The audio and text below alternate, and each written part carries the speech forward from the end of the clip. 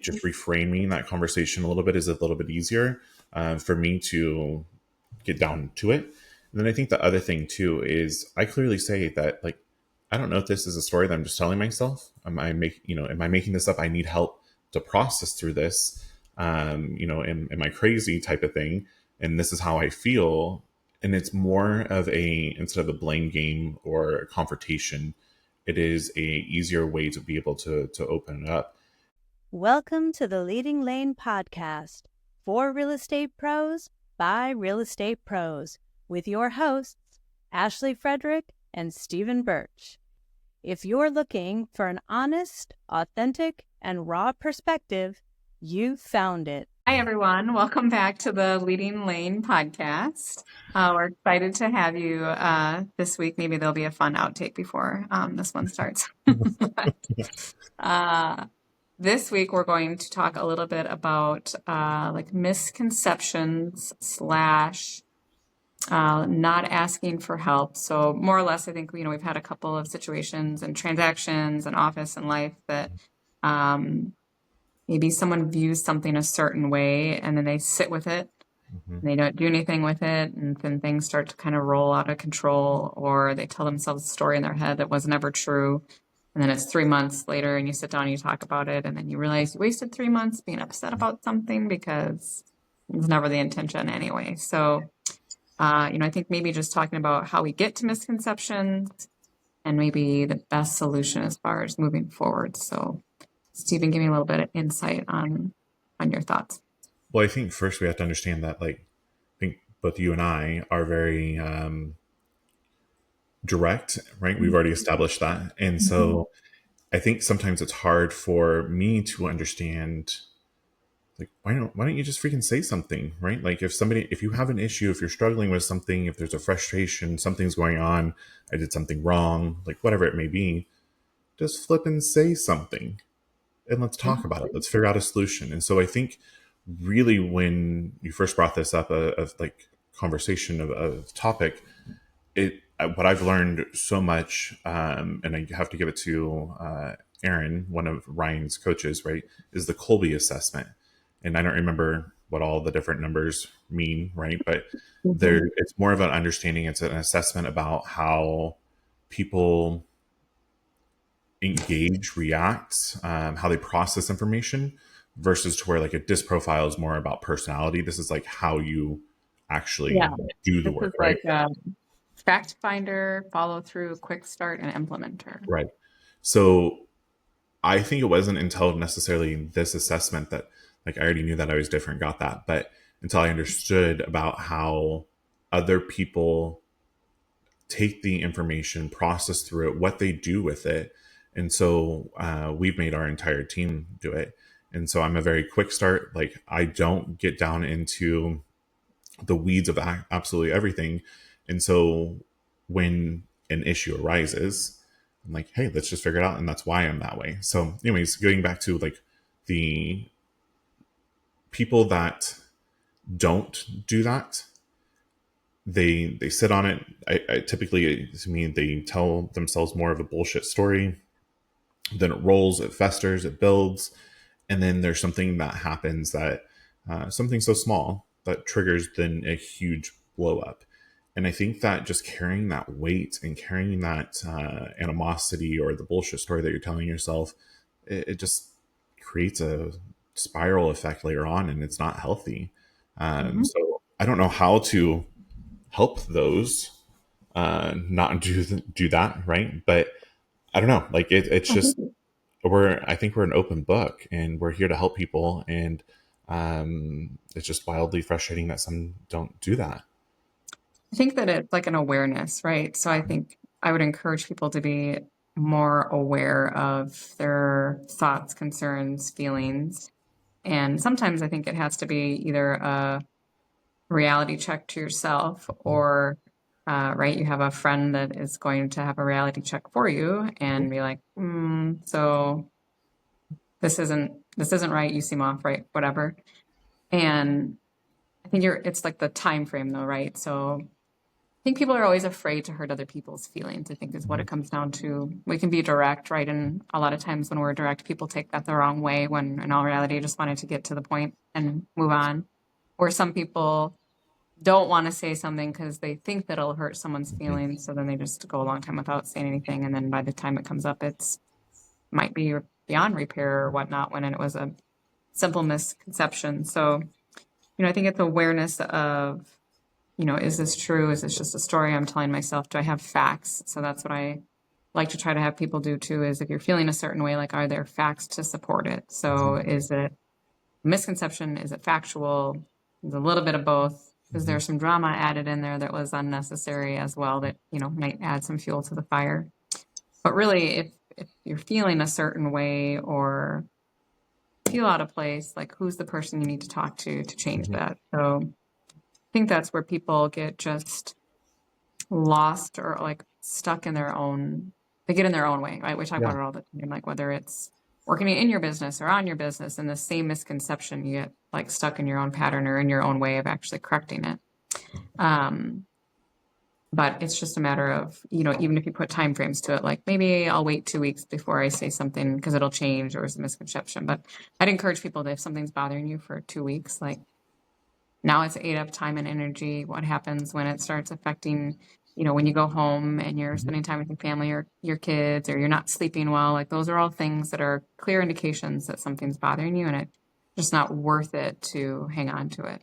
Yeah. And, I think that one of the things I've learned too is that when I approach these things, it's instead of pointing fingers, right, or attacking, being defensive, is saying, one, I feel this way. This is how I'm feeling, because nobody else can control how you feel, right? So even if it is a drama or something that's happening on the other side, the other party, but when you say I feel this way, it's now lessening the fear of hurting somebody else's feelings because you're talking about yourself. And so I think just reframing that conversation a little bit is a little bit easier for me to get down to it. And then I think the other thing too is I clearly say that, like, I don't know if this is a story that I'm just telling myself. Am I making this up? I need help to process through this. Am I crazy type of thing? And this is how I feel. And it's more of a, instead of a blame game or a confrontation, it is a easier way to be able to open it up. And I think that you have to, I call them these body cues, right? Like when you have these little, if the hair on your arms is standing up, and that gives you something you're really passionate about, and that's positive, great. Don't ignore that. Or if you have that pit in your stomach or that little twist or whatever your body does and reacts, like, pay attention to these body cues. Don't dismiss them. To me, those are good things or bad things. Are these, is it a green flag or is it a red flag type of thing? So I think it's just being self-aware, like you're saying, being self-aware, looking at the mirror first, not listening to respond. You're listening to understand and being able to find a solution, and coming from a place of curiosity, open-hearted and open mind, you can get so much further so much quicker. Well, and I think too, like, I think like we're direct, right? But there are also times where you're not expecting something. So Mm-hmm. sometimes I need to mull on it, right? Which isn't a bad thing. Same thing, like you can't mull on it for weeks or days, or we're going to talk about it later. So I try to, even if it's been a day, just like sit through it and then come back, because I think sometimes you're taken off guard or you thought about other things. I call Um, that marinating. I need to marinate in that for a second so they come back to me. Right. And I think that's fair for everybody. Like everybody should have a chance to marinate on something too. So Mhm. even if you bring a concern to someone else, like, right, give them the opportunity to be like, maybe you weren't expecting me to say this, or Mhm. maybe you didn't see it from this light. Think about that. Maybe it changes your perception of, what happened or what could happen. We've talked about people too that just get so caught up in the what ifs Mhm. that they more or less paralyze themselves from actually making a decision. And it's like you and I have talked about all the energy of like months worth of what if. Yeah. It could have just been switched in, one conversation, and you could be, moving on to something bigger or better, or not have that weight that you've had, etc. Yeah, no, we tell ourselves so much, like these stories, and I definitely still do it, not as bad as I used to, but I think what it is that the more that you talk about it, I think that then creates the self awareness. I know that kind of is an oxymoron, if you will, but like you being able to vocalize these things, being in a safe space of being able to just throw it out there. And for me, once I can get it out into the universe and talk it out truly and find out like what is the reality of that is happening, it's so much easier for me to dissect and come up with a plan to be able to figure out whatever we need to work on, whatever the outcome is that we're after. So it's talking constantly, it's communication, Well, and I it's think too, clarity. like maybe trying to find someone that you know that wouldn't have the same thought process that you have. So a lot of times, right, you can find that person that you're very much alike, and then you can kind of commiserate together, which doesn't really help anything. Mhm. Versus if you know someone, might push you a little bit more, might have a second opinion, like maybe it's ideal to go to that other person that isn't going to commiserate with you, but that's going to actually challenge you or say, did you think about this instead? Finding those people that are willing to ask those questions to help you get out of whatever funk you're in or whatever thought process you might have got stuck in. And that could be ChatGPT too. Yeah. Like we that's been a hot topic that you and I have had, and there's a prompt that you have that basically is brutally honest back to you and giving you the reality of what it is. And in one breath it's wild that a AI knows us that well to be able to tell us our blind spots and these things that maybe that we're not doing or should look at differently. But you can tell ChatGPT to challenge your thinking, right? Don't just agree with me. Really help me analyze this and understand it. So even if you're not ready to have that one-on-one face-to-face conversation with the human, have it with AI and see if that helps you process your thoughts a little bit better. And maybe you might get a harsh reality from AI. And then when you talk to the person one-on-one, that may not be the harsh reality of that person that you're talking to, right? I used that prompt with two clients this week, and it was really funny. Like after the first one, they were both like, "Well," I was like, "That didn't come from me. Right. That brutally honest was AI, but somehow it already knew from what you've Mhm. been teaching it." The one really funny one was she has a goal of 60 transactions this year, Yeah. and in one of the responses to her, it said, if you're really serious about getting 60 transactions, and she's like, wait, how did it know that? Like, I don't know, but it did know. Yeah. But also like it asked some questions and she was like, yeah, I probably haven't been doing that. So right, it's sometimes this like self check-in because we want to try to blame someone else for Yep. our misfortunes or for our lull in business or for being unhappy about something where a lot of times it's just something we created ourselves or it's a bullshit story that we've told ourselves that we've decided to go into a rabbit hole on. Mhm. And it's hard to slow down. I think we've talked about this over and over and over again. We're all built to feel like we need to do more and adding more onto our plate and more tasks, and like in reality more is not getting us anywhere. Like that's just the quickest way to get to burnout. And in reality, we need to do less. And I think when you can have that self awareness and you can slow yourself down and you can start seeing these body cues and you can start, recognizing when you're telling yourself these bullshit stories and you start talking about it more, using ChatGPT, like all of these are tools to help. Like there's no perfect solution of not having confrontation or miscommunications or misconceptions, right? People are still going to have these assumptions or views, but let them have their own. But you have to be able to process through that and understand truly what's happening for yourself and work through and with different tools and different people to help you accomplish what you're after.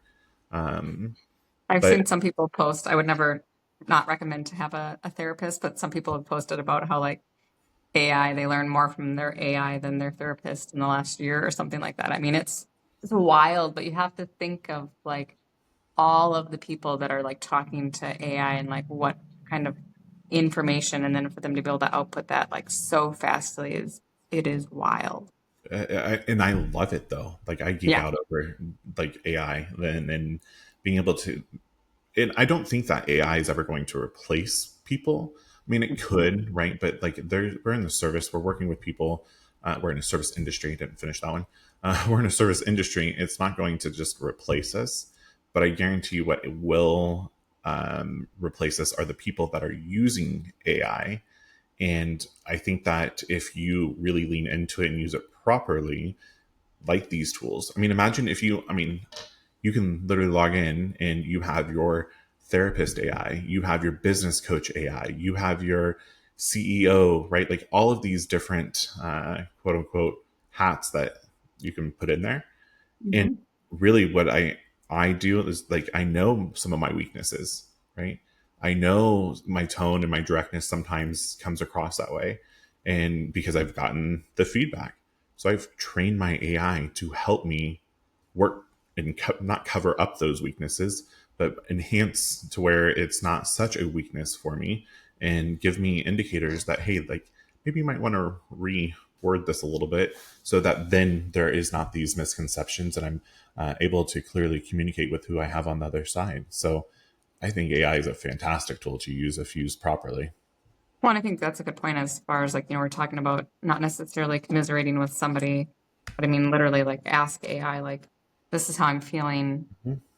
How can I portray that to someone so that Yeah. it doesn't sound, whatever. I mean, it's very good and you can always obviously change it or whatnot, but I think it's a good point to use it to help us have conversations. I just used it for like a specific 6-week coaching thing that, somebody that was struggling with something that I wanted to specifically covered, and it helped me come up with exactly what we're doing over the next 6 weeks. And it covered it extremely well because of the Mhm. information I gave it, but I just was having a hard time compiling it right.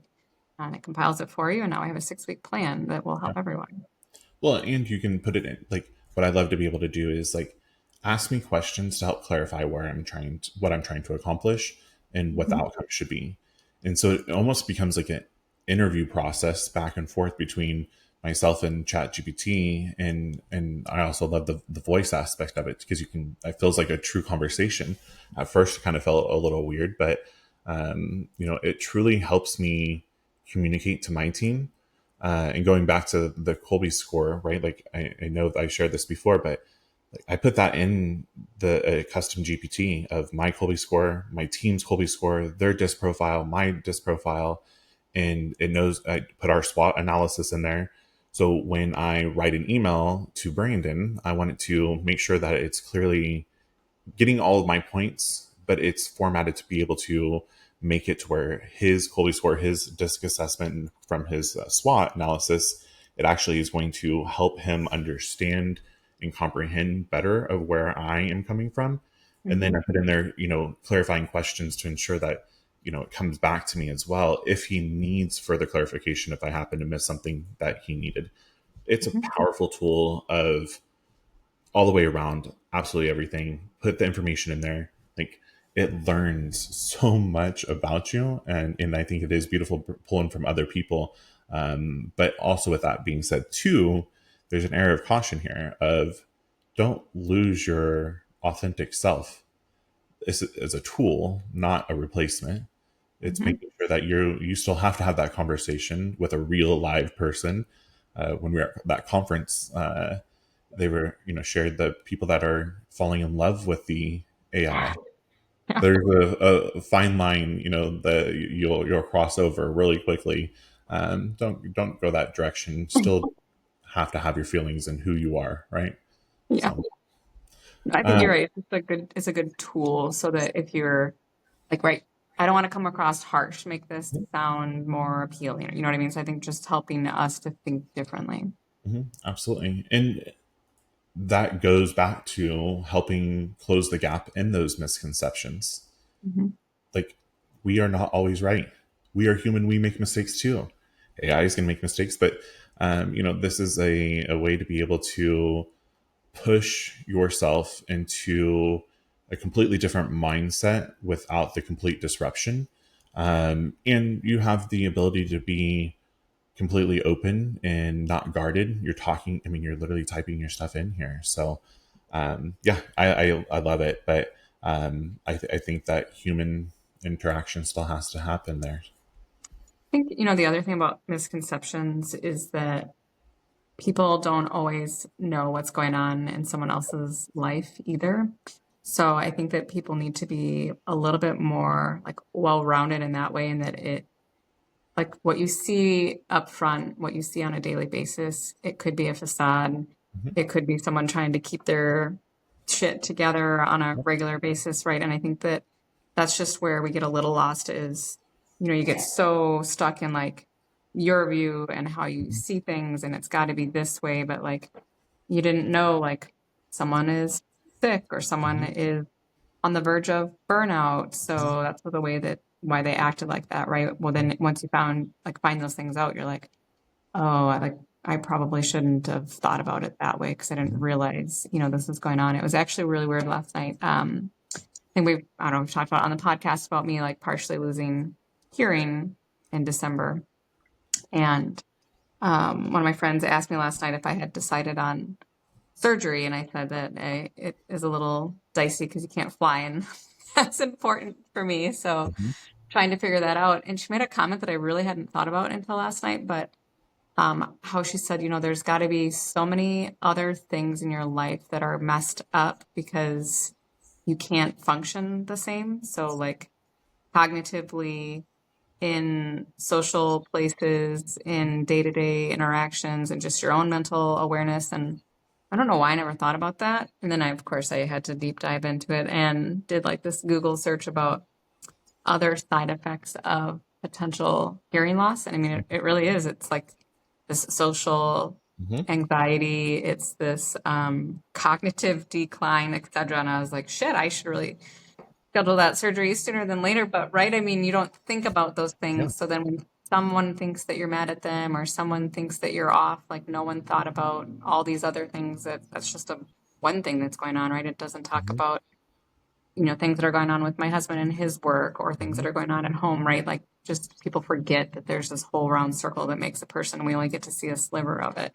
Correct. Like in the saying of assumptions, right? Of to me, when you make an assumption, you're making an ass out of you and me. And so I try very hard not to make assumptions. It's hard not to totally get it, but when you make that assumption that everything's perfect, I mean, she appears to have everything, everything's great. Well, that underneath there's so much more that are behind the scenes. There's so much more that's happening, and nobody needs to know about that. You shouldn't have to explain that by any means. But it's making sure that you're coming from a place of curiosity and understanding and truly I think it's that connection, right? Like making the connection with somebody and having a conversation with them versus going into it with that predetermined notion of what you think is going on. Um, it's a totally different outcome if you truly are trying to connect versus dictate, right? Well, I think right at the end of the day, like people have to give each other grace to know that nothing's perfect and Yeah. that the only way you really grow is by having these open conversations and trying to learn from one another and problem solve together, for the greater good. Yeah. And I think the other thing about the misconception side of things is that making sure that you are clearly communicating, and then the other person is truly giving you the 100% truth, right? Like if I ask a question and you give me an answer, for me personally, like that's the answer, right? Like, I'm not going to uh, continue this story of, well, maybe they didn't really mean it this way. They didn't, they're trying to cover up. I don't know. Like, I don't, maybe I should, deep dive further into that. But I feel like if we're having an open conversation and a question is asked and it's answered, if I got the clarity of it and understanding, we can move forward. But if the other person is not giving you the true answer, right? Like, and they're holding themselves back, it really causes even more chaos. I mean, it rolls into effect because that other person is still telling themselves these stories. I'm thinking everything's hunky dory, and in reality it's not. So making sure that it's a two-way street, not just a one-way, and you're really stopping and pausing and understanding where that other person is coming from. Definitely. So cool. Yeah, I think the world could be so much better if we just talk a little bit more. Communication is key. Isn't that the truth? So Mm-hmm. as always, good combo with you, Ashley Frederick. If you if you guys have a topic or would like to be a guest on our podcast, please reach out to us. We'd love to hear from you. If you've enjoyed today's episode, please like, subscribe, and share with others. Stay connected for more genuine insights and strategies to boost your real estate career on Facebook or check out our website. We'll see you next time.